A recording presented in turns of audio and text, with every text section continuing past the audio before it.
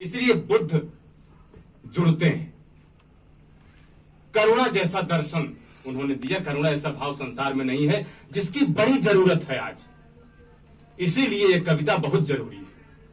करुणा समाप्त हो रही समाज से। और आप देखें कि एक किताब जिसकी चर्चा सर ने की, रामचरितमानस, अकेले एक किताब ही काफी है भक्ति काव्य को ठीक से समझने के लिए। उसके इतने आयाम हैं। जैसे आप उसमें एक देखें कि आज मैं जोड़ के देख रहा हूं कैसे उन्होंने दिखाया, तुलसी की जरूरत है। एक भाई लीगली सारी संपत्ति छोड़ के गया है, कोई केस नहीं हो सकता, सुप्रीम कोर्ट में भी चैलेंज नहीं होगा। दूसरा बैठता ही नहीं, कहता मेरे लिए कूड़ा है, वो बैठ ही नहीं रहा है। आज आप देखिए कि भाई भाई का गला काट ले रहा है संपत्ति के लिए। भक्ति कविता त्याग और समर्पण पर बल देने की कविता है, भौतिकता के विरुद्ध त्याग की स्थापना की कविता है। त्याग उसका बहुत बड़ा मूल्य है, ये जान लीजिए। एक दृष्टांत हमने दिया, ऐसे कई उदाहरण हैं आपके साहित्य में, भक्ति काव्य में। और संपत्ति आज सारे अनर्थों की जड़ है। जितने अनर्थ हो रहे हैं उसके मूल में संपत्ति है। कभी समय रहा होगा जब भर्तृहरि को लिखना पड़ा होगा कि यस्यास्ति वित्तम सनरः कुलीनः, बहुत दुखी होकर लिखे होंगे। जिसके पास वित्त है वही नरकुलीन है, वही सभा में शोभा पाता है। लेकिन आज बिल्कुल चरितार्थ हो रहा है। यह अर्थशास्त्र है, भर्तृहरि का अर्थशास्त्र है जो आज बिल्कुल फलीभूत हो रहा है। जिसके पास वित्त है वही सबसे श्रेष्ठ है।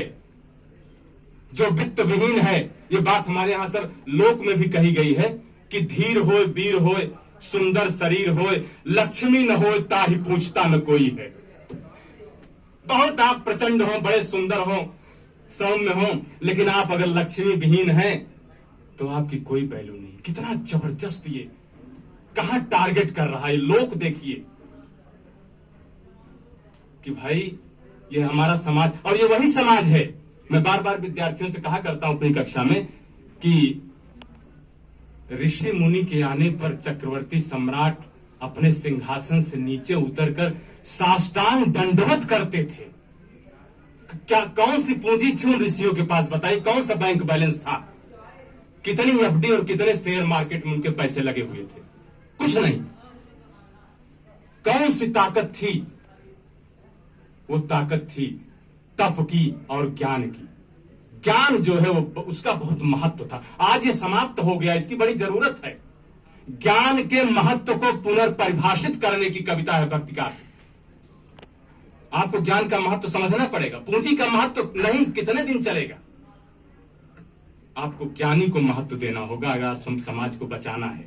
पूंजी समाप्त कर देगी इस समाज को। ये भक्ति काव्य यह भी कह रहा है कि पूंजी के बरक्स आप ज्ञान को प्रतिष्ठा दीजिए। मैं सर इसको ऐसा भी देखता हूं। और भौतिकता ने आज समाज को बेचैन कर दिया है, आप देख ही रहे हैं। और हमारे सारे संत एक स्वर से बात कर रहे हैं कि जितना जल्दी हो सके इस भौतिकता से मुक्त हो जाइए। ये तुम्हारे साथ जाने वाली नहीं है। और बड़े बड़े चक्रवर्ती सम्राटों को, चाहे वो कबीर हो, चाहे तुलसी हो, सूर हो, सबने चुनौती दी है। मैं भक्ति कविता को इस माध्यम से, इस रूप में भी देखता हूं कि भक्ति कविता ने कैसे विरोध दर्ज किया है, तब जबकि इन संतों के पास कोई ताकत नहीं है, कोई राजनीतिक सत्ता नहीं इनके पास, बहुत कमजोर लोग हैं। बिल्कुल सही कहा सर, मारे जा सकते थे।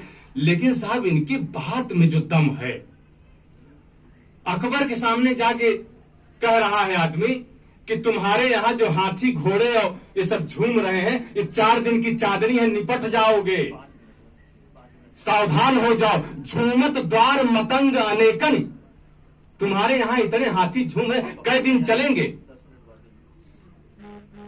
यह जो ताकत है इन संतों में वो अद्भुत है। ये खोज के लाते हैं कि आखिर हम इस पूंजी के हम इस सत्ता के आतंक के समक्ष अपनी बात को कैसे मानवीय ढंग से कह सकें।